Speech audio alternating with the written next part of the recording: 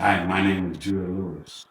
I'm presenting a track number 3, speaking about the ancient times of Kemet Nu and how we were formed by the Almighty God. Ursa, Ma'azra, the Teppan Ra, a language spoken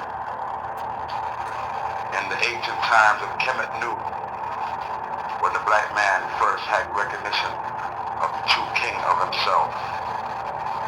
But we had to have recognition of the true king of ourselves in the Most High God and the blessings of the Most High God.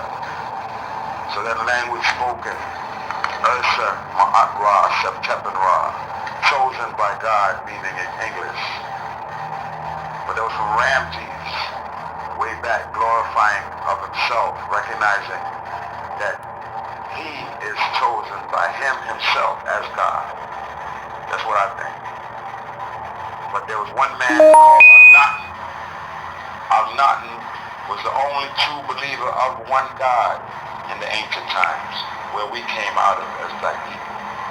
When Alexander and Napoleon and Alexander was what God allowed to come in and conquer, to lay down his works, because we were not listening, we were glorifying ourselves. Instead of glorifying the God, listen to what how our language was spoken. Ursa, Ma'at-Ra, Septepan-Ra, meaning chosen by God. We have to now be true chosen by God through the finished works of the blood of my Lord and Savior Jesus. Yeshua was the Aramaic name. Yeshua, bring forth knowledge, more wisdom and understanding unto your people. Because he was a black savior. When he walked this earth from the chosen word of the Most High God, because it says, in the beginning was the living word. That was Yeshua. And the living word was with God. That was Yeshua. And the living word became flesh and dwelt among us. That was Yeshua. Jesus as we know him now in English.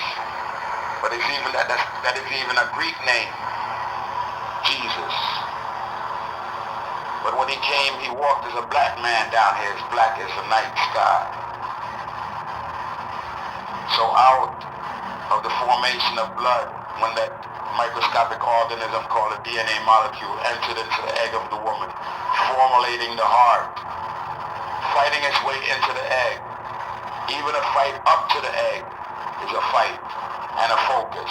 Because if you didn't focus on the egg, you wouldn't have gotten in this world. You had to focus your total being as that microscopic organism that's going to formulate you. That microscopic organism had the intelligence to focus on that egg to start you off. And then when it entered the egg, it wove the heart. God has all type of makeup of chemicals and magnetism. So when it enters into the egg of the woman, it weaves, and it's a weaving process. Like the woman weaves a sweater, that's how the heart is woven into being by a mechanism of magnetisms and other chemicals inside the womb. And then after the heart is woven, the first organ to be woven into being is the heart. And then the heart pumped us into being, and the first organ the heart pumped into being is the tongue. And thank, praise, and worship for formulating my tongue to be able to speak so valiantly of him. And then we focused on the rest of the body, formulated it, and it came out and entered into breath. After the umbilical cord was cut, then the baby entered into breath. It's an entering process, a crying process, but it's an entering process into the first breath. And then that mechanism is not is gone through in a mathematical form of calculation. It's carbon and oxygen that needs to carry on that entering process. It's an entering and giving and taking. If you deep briefly, that's the only control of your breath. So you deep breathe briefly and see, and it's an intake and outtake process. So you give and take. You give breath, you get breath, and you outtake the carbon monoxide out of your system. So it's a giving of oxygen and carbon and extracting of carbon monoxide. And we have to give thanks, praise, and worship to the Most High God that has formulated us from blood.